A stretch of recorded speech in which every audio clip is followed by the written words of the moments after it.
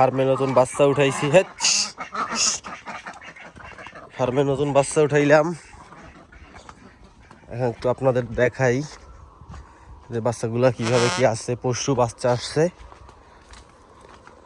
এই যে শেড, এই জেনারেটর, যেহেতু কারেন্ট থাকে না প্রায় সময়।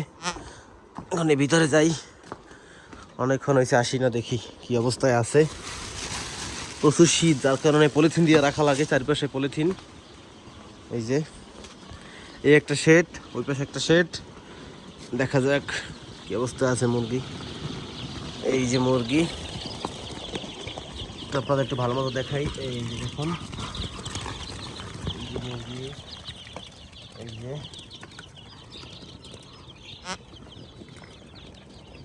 এখানে মোট 2000 মুরগি আছে। এখানে 1000 আর ওই যে 1000 আছে। তো আমি এখন একটু খাবারটা একটু মেরে দিব। একটু খাবার প্রায় শেষের দিকে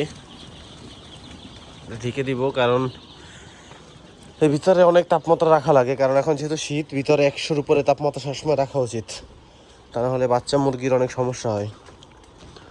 আর এই একটা শেড, এটারও কি অবস্থা আমি আপনাদের একটু দেখাই।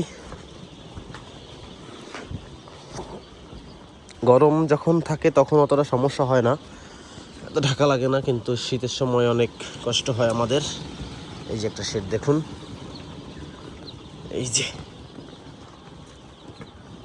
এই যে ভালো মতো দেখাচ্ছি। এই যে ওইটা 1000, এইটা 1000, সর্বমোট 2000 মুরগি। এখানে মোট 2000 মুরগি আছে। এটা পশু নিয়ে আসছি।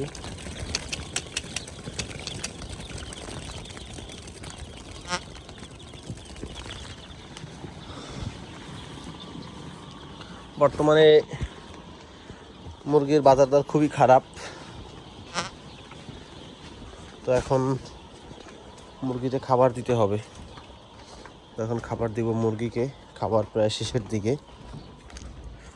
এই হচ্ছে বস্তা, খাবারের বস্তা, খাবার দিব।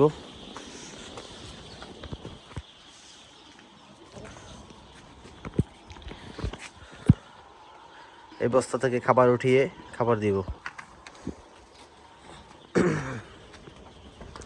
প্রত্যেকটা শেডের ভিতরে খাবারের ট্রে আছে।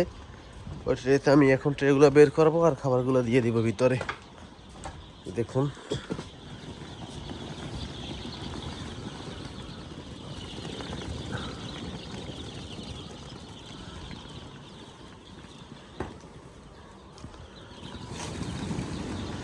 একটা ট্রে, এইটা কিছুটা খাবার আছে, কিন্তু আর নতুন করে খাবার দিব।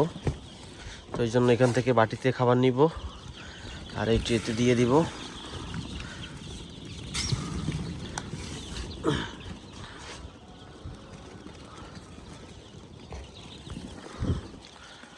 আবার ওই পাশে একটা ট্রে আছে।